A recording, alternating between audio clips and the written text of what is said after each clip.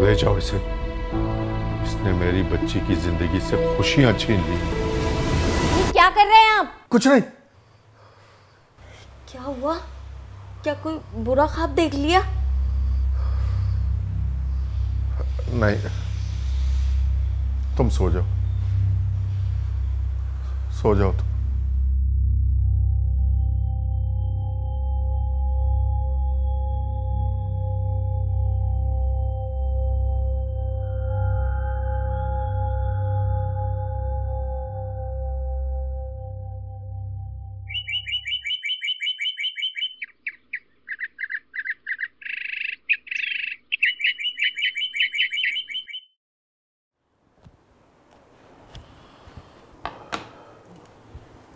जावेद साहब, नाश्ता तैयार है, आ जाइए।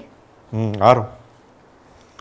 हाँ भाई, क्या रहा उस रिश्ते का जो लोग कल सारा को देखने आए थे? होना क्या है, सारा तो उनको बहुत पसंद आ गई, लेकिन जैसे ही बच्ची का सुना ना, इनकार कर दिया। शायद मुझसे ही गलती हो गई, जल्दी कर दी मैंने।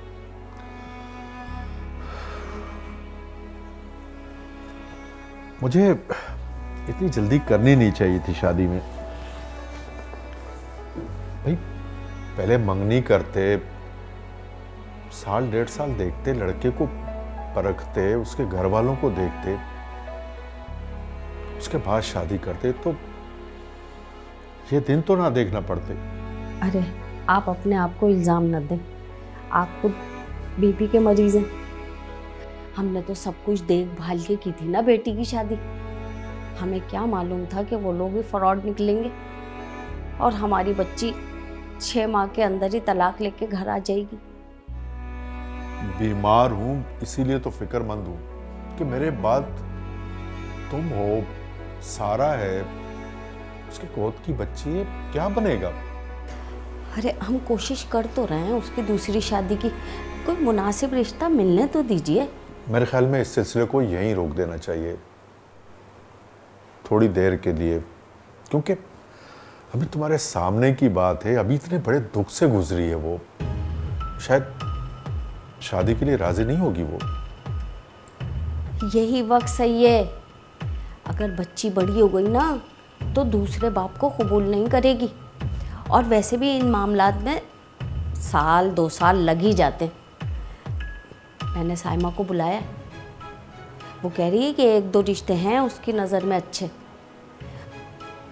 आएगी 1-2 दिन में। आ जाए, नाश्ता ठंडा हो रहा है। हाँ, उससे कहो कि कोई अच्छा रिश्ता करवा दे, पैसे दे देंगे हम उसको।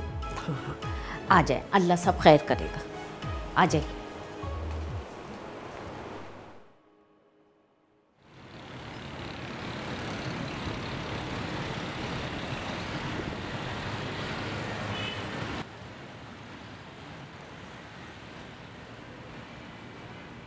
सारा को तलाक हो गई और तुम लोगों ने मुझे बताया तक नहीं। क्या बताते, आपके भाई बीमार हो गए। हाय मेरा भाई, पहले ही अपनी बेटी का बोझ और अब उसकी भी बेटी का बोझ। एक बात कहूँ रेहाना, बुरा नहीं मानना, आजकल की लड़कियां ना जरा जरा सी बातों पर घर छोड़कर आ जाती हैं। सब्र नाम की चीज ही नहीं है, क्या जरूरत थी मैं के आने की?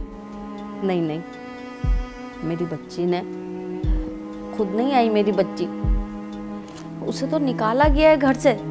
तो शादी से पहले छानबीन नहीं की थी क्या? छानबीन भी की थी, लेकिन कुछ रिश्ते ऐसे होते हैं जो निभाए नहीं जाते। हो सकता है आपकी बेटी से ही निभाया न गया हो। आजकल की लड़कियों को सास नंदे बर्दाश्त कब होती हैं? अल्लाह बख्शे मेरी सास को, बहुत सख्त खातून थी, मगर हमने निभाया। पर आजकल की लड़कियां तो चाहती हैं कि बस शौहर मुट्ठी में आ जाए और बस सास नंदे जाए भाड़ में। नहीं नहीं, मेरी बच्ची ऐसी नहीं है। बहुत साबिर बच्ची है मेरी, बस जान से मानना ही रह गया था उसे। चलो तुम कहती हो तो मान लेती हूँ, पर ये बात ना मुझे हजम नहीं हो रही। बस अब तुम जल्द से जल्द इसकी दूसरी शादी कर दो। जी कोशिश तो कर रहे हैं हम लोग। हमारे माशरे को बेसिकली तौर पे अगर देखा जाए तो पिदरसरी माशरा या मर्दों का माशरा कहा जाता है। अब जब ऐसी सूरत हाल आती है कि जब किसी जोड़े की तलाक होती है या सेपरेशन होती है और अगर उसमें औलाद भी है उस जोड़े की, तो फिर ज़्यादातर जो नुकसान उठाती है वो औलाद उठाती है। क्योंकि अगर औलाद बाप के पास जाती है तो क्योंकि उन साहब की जिन्होंने तलाक दी है या उनकी सेपरेशन हुई है वो शादी कर लेते हैं, जाहिर है। अब जब शादी कर ली तो जो नई खातून आती हैं वो शौहर की पहली औलाद को एक्सेप्ट नहीं करती। कुछ नामुनासिब रवैये होते हैं जो ज़्यादातर देखने में आते हैं।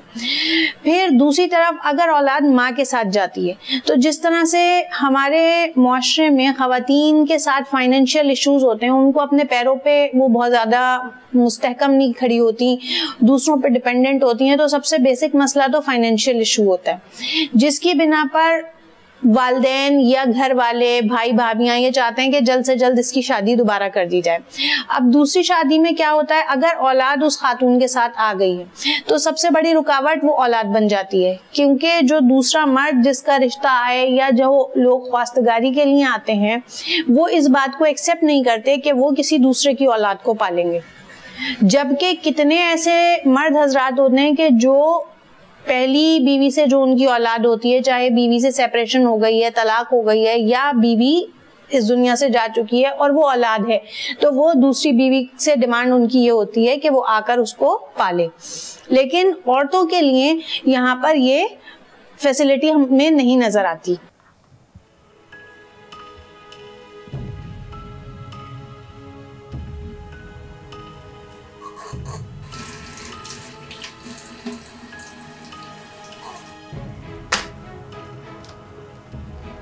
शिफा सो गई? हाँ सो गई। आप क्या चाय बना रही हैं? हाँ। ये तो बहुत अच्छा किया अम्मी, मेरे सर में बहुत शरीर दर्द है। फूफो आई थी क्या? हाँ आई थी। मैं जानती थी, मैं खुद ही उनके सामने नहीं आई। मुझे पता था वो 10 तरीके के सवालात करेंगे, और वैसे भी अब उनको ना मेरी दूसरी शादी की पड़ गई।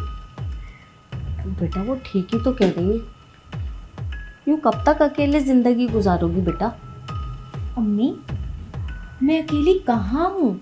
आप मेरे साथ हैं, बाबा मेरे साथ हैं, मेरी बच्ची शिफा मेरे साथ है। लेकिन बेटा किसी के भी माँ बाप का हयात उसके साथ जिंदा नहीं रहते। तुम्हारे बाबा तो ऐसे ही बीमार है, खुदा न खास्ता उनको कुछ हो जाता है तो। अल्लाह ना करे अम्मी, शिफा बड़ी होगी ना, मैं कोई जॉब कर लूँगी। नहीं बेटा तुम मेरी बात का मतलब नहीं समझ रही हो। तुम अकेली शिफा को नहीं पाल सकोगी, तुम्हें एक मर्द के सहारे की जरूरत है बेटा। अम्मी पहले भी मैं आपके कहने पर राजी हो गई थी ना, क्या हुआ? कोई भी मुझे मेरी बच्ची के साथ कबूल नहीं कर रहा। मैं अपनी बच्ची को ऐसे तो नहीं छोड़ सकती ना। और अगर किसी ने मुझे मेरी बच्ची के साथ कबूल कर भी लिया तो इस चीज़ की क्या गारंटी है कि ये शादी बिल्कुल ठीक चलेगी? मैं जानती हूँ बेटा, तुम्हारा शादी का पहला साल तुम्हारे लिए मुश्किल तरीन था, और मेरे माजी के हालात को मद्देनजर रखते हुए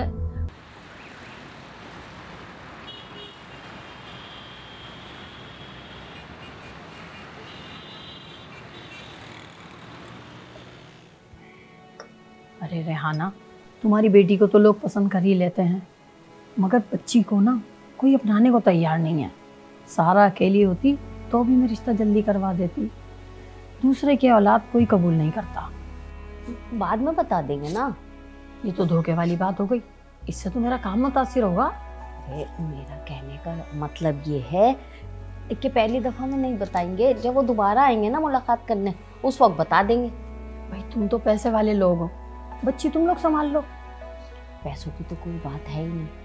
तुम ये भी तो देखो, अब हमारी वो उम्र नहीं है कि हम बच्चे पालें, और बच्चे पालना कोई आसान बात तो है नहीं साइमा। फिर ऐसा करो, कि उसके बाप को ही दे दो, वो भी तो कोई जिम्मेदारी संभालेगा। खुद तो शादी करके बैठ गया। बाप इतना अच्छा होता तो क्या बात थी, उसने तो बच्ची का चेहरा तक नहीं देखा। उससे उम्मीद लगाना बेकार। एक बार कहकर तो देखो, क्या पता मान जाए। अरे गए थे एक दफा जावेद, उसने तो साफ मना कर दिया। इतना खबीस इंसान है, कह रहा ये मेरी जिम्मेदारी नहीं है, ये सायरा की जिम्मेदारी है। बस तो फिर ऐसा करो, यतीम खाने में दे दो बच्ची को। हाँ ऐसा तो बोलो, सारा ने सुन लिया तो कयामत आ जाएगी। अरे भाई तो कुछ ना कुछ तो करना ही पड़ेगा ना, रिश्ते वालों के बड़े नखरे हैं। अच्छा पहली बार में नहीं बताएंगे, फिर मैं कुछ करती हूँ, देख लेंगे।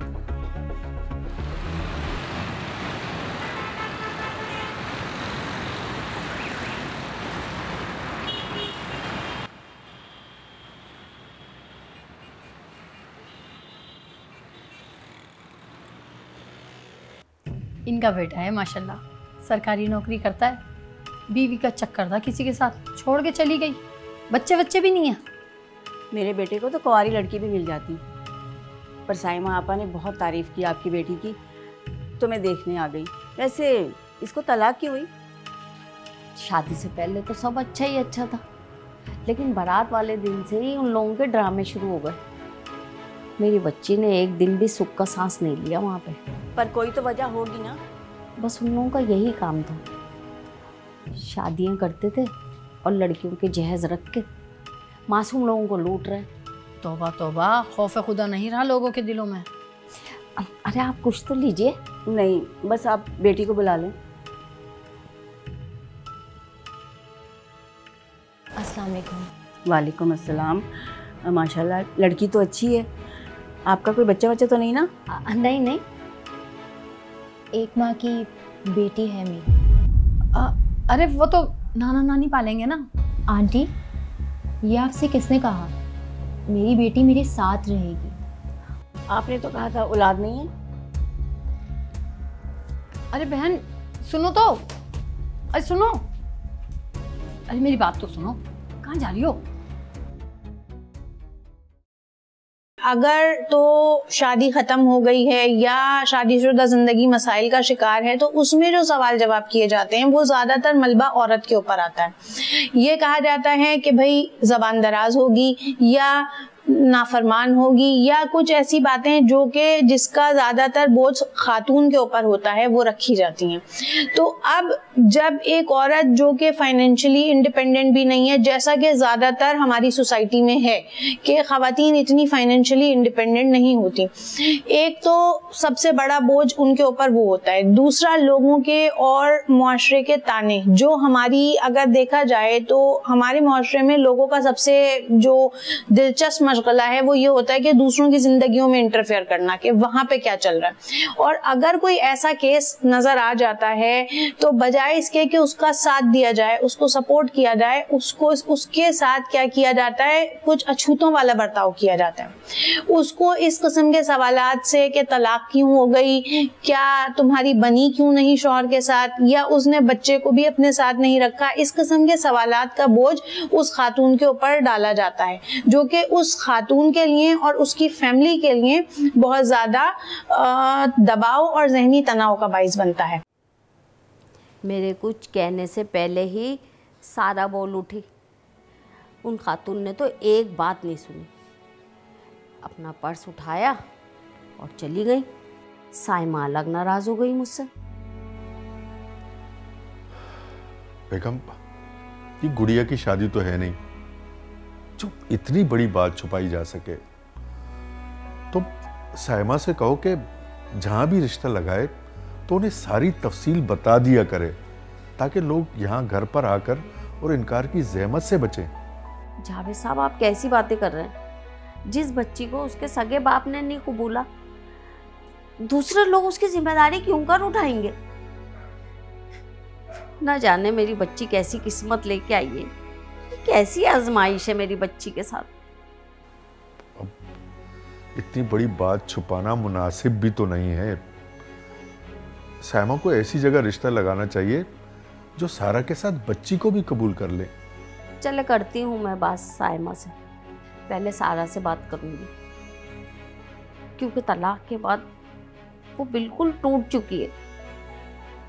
मैंने बड़ी मुश्किल से उसे दूसरी शादी के लिए राजी किया। मेरी बच्ची बड़ी खौफजदा है और डर रही है कि कहीं उन्हीं हालात का सामना न करना पड़ जाए दोबारा उसे। देखो, हौसला रखो, अल्लाह सब बेहतर करेगा।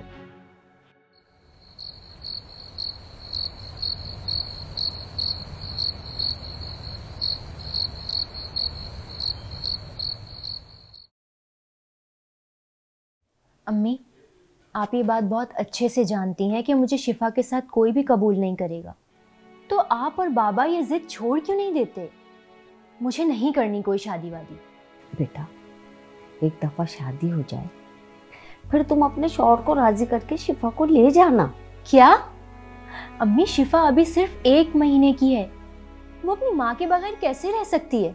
बेटा, 1 महीने के लिए कोई आया रख लेंगे। उसकी माँ के होते हुए मेरी बेटी को कोई आया पाले? क्या हो गया है अम्मी आपको? जिस तरह आप लोगों को मैं अजीज हूं ना, इसी तरह मुझे अपनी बेटी अजीज है। मैं सब जानती हूँ बेटा, मैं तुम्हारे जज्बात, एहसासात सबसे वाकिफ हूँ। मैं खुदगर्ज नहीं हूँ बेटा, ना तुम्हारे बाबा। बस हम दोनों तो तुम्हें खुश देखना चाहते हैं और तुम्हारी खुशी चाहते हैं बेटा। अम्मी, जिस तरह आप लोगों की खुशी मुझसे जुड़ी हुई है ना, उसी तरह मेरी खुशी मेरी बेटी से जुड़ी है। और अगर कोई मुझसे शादी का ख्वाहिशमंद होगा भी तो उसे मेरी बेटी शिफा के साथ मुझे कबूल करना होगा। नहीं नहीं शिफा, बस बस बस बस, बस। अल्लाह करे कोई नेक इंसान मिल जाए जो इस मासूम फूल को भी अपना ले। जावेद की बेटी तलाक लेकर बैठ गई। बताता, अब इस उम्र में ये मियां बीवी बच्चे को भी पालेंगे? ये माँ बेटी तो बोझ बच जाएंगी इनके लिए। शाने सही कहते हैं, बेटी से नहीं उसके नसीब से डर लगता है। गलती इस लड़की की भी होगी, औलाद के लिए तो लड़कियां समझौता कर ही लेती हैं।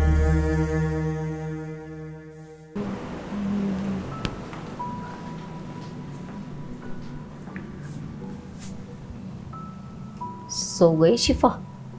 जी अम्मी। वो जो रिश्ते वाले आए थे ना, मना कर दिया उन लोगों ने?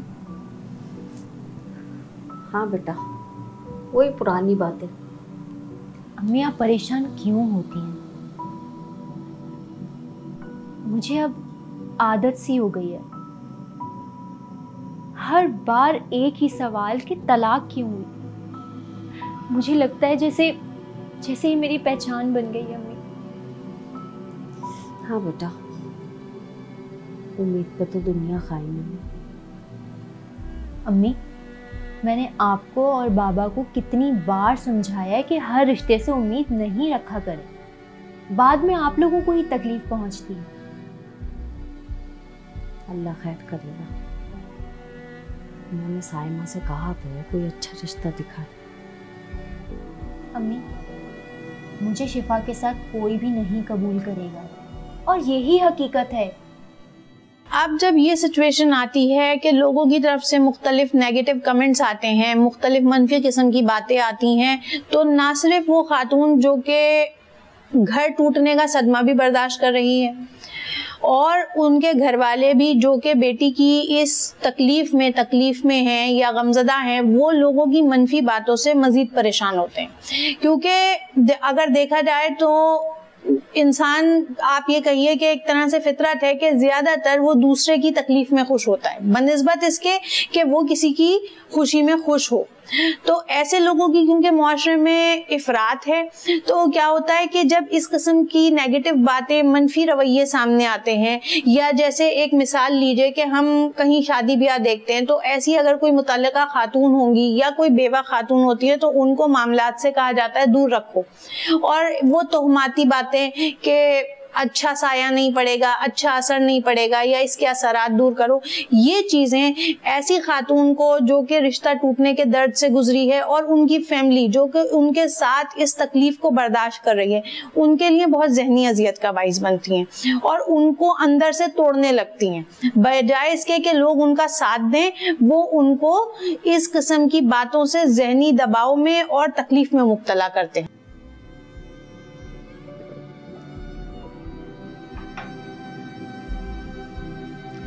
लड़की तो बहुत खूबसूरत है। ये बताओ बेटा, पहले शौहर से बनी क्यों नहीं? वैसे भी छोटी छोटी बातों पर अक्सर घर टूट जाते हैं। आंटी, किस्मत में नहीं था, वरना मैंने बहुत कोशिश की थी। हाँ ठीक है, कोई ना कोई वजह तो रही होगी, ना कोई ऐसे कोई तलाक नहीं देता।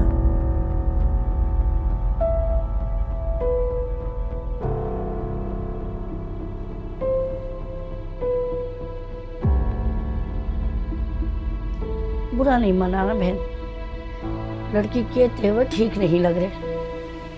मुझे तो लगता है जब भी तलाक हुई होगी। अरे नहीं नहीं, बड़ी साबिर बच्ची है, मैं तो बचपन से देख रही हूँ इसे। हाँ, लेकिन कोई ना कोई वजह तो रही होगी, ना कोई ऐसे कोई तलाक नहीं देता। खैर, मैं घर जाकर ही कोई फैसला करूँगी। चले बहन।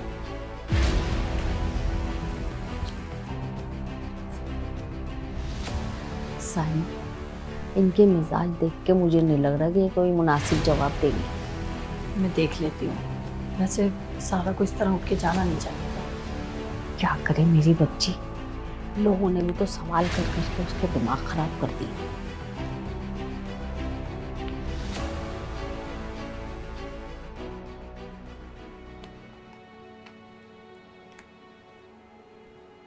सारा, बेटा तुम अपने दिल पे कोई बात नहीं रखना, लोग तो ऐसी बातें बनाते। छोड़े अम्मी, मैं सुन सुनकर थक चुकी हूँ। अब तो मुझे लगता है कि अपनी तलाक की वजह मैं खुद हूँ और अपनी मुजरिम भी मैं खुद ही हूँ। नहीं बेटा, तुम अपने आप को मुजरिम मत ठहराओ, हमारा माशरा ही ऐसा है, तलाक की वजह लड़की को ही ठहराते। अम्मी, जब आप लोग ये बात अच्छी तरह जानते हैं तो फिर मेरी दूसरी शादी का ख्याल अपने दिमाग से निकाल क्यों नहीं देते? इस तरह तो आप और बाबा भी अजियत में रहेंगे और मैं भी अजियत में हूँ। हमें ये फिक्र खाई जा रही है कि हमारे मरने के बाद तुम्हारा और तुम्हारी बच्ची का क्या होगा। जिसने मुझे पैदा किया है ना, रिस्क भी वो ही देगा। हाँ बेटा, वो तो सब ठीक है, लेकिन मैं और तुम्हारे बाबा चाहते हैं कि तुम्हारा घर बस जाए बेटा। अम्मी, मैं हार चुकी हूँ और मेरी ज़िंदगी अब इसी तरह गुजरेगी। यही हकीकत है। आप इस हकीकत को जितना जल्दी हो सके तस्लीम कर लें।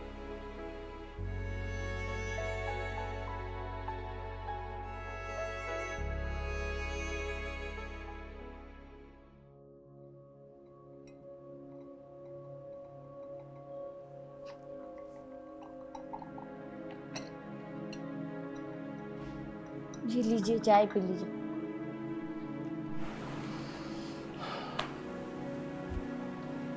सायरा को दी चाय? नहीं, मेरी उससे बात हुई थी, वो मना करी, कह रही मैं सोने जा रही हूँ। न जाने किसकी नजर लग गई है मेरी बच्ची को। अच्छे से अच्छा रिश्ता आता है, बात शुरू होती है और फिर वही बात के तलाक क्यों हुई, जैसे बहुत बड़ा गुनाह हो गया उस सारा से। किस किस की जुबान को रोकोगी? लोग तो समझते ही नहीं है कि ये सब कुछ किस्मत में लिखा था। इसमें मेरी बेटी का क्या कसूर है? वो फहीम साहब मिले थे, रिश्ते की बात कर रहे थे, अपने बेटे की बहुत तारीफें कर रहे थे। जब मैंने सारा की तलाक और एक बच्ची की बात की तो रंग ही उड़ गया जनाब का। हाँ, लोगों की नजर में तो तलाक याफ्ता का कोई हक ही नहीं है जैसे शादी का। सारा पर इतना बोझ मत डालो कि वो ज़हनी मरीजा बन जाए। जो होगा देखा जाएगा। जीने तो उसे अपनी जिंदगी जैसे वो गुजारना चाहती है, गुजारने दो। नहीं, वो बेचारी तो कुछ नहीं कहती, बस गुमसुम सी रहने लगी है। मैं खुद बात करता हूं उससे।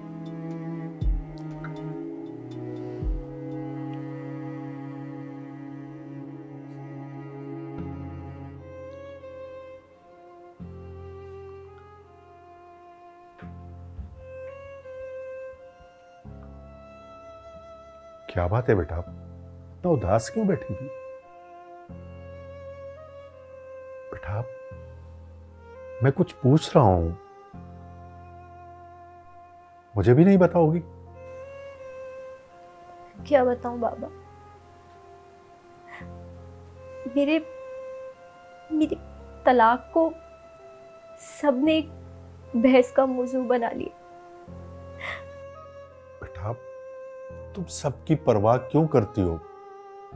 हम जानते हैं कि हमारी बेटी एक फर्माबरदार औलाद है, एक प्यार करने वाली बीवी थी, शफीक माँ है। पर बाबा, आप लोगों की ज़बानें नहीं रोक सकते। बस बेटा, मैंने फैसला कर लिया है कि अब तुम्हारी जिंदगी पर किसी को तबसरा करने नहीं दूंगा। बाबा, आपकी ये बात सुन के मुझे बहुत सुकून मिला। जीती रहो बेटा, जीती रहो, हिम्मत करो। हम तुम्हारे साथ हैं बेटा, तुम्हारे साथ हैं।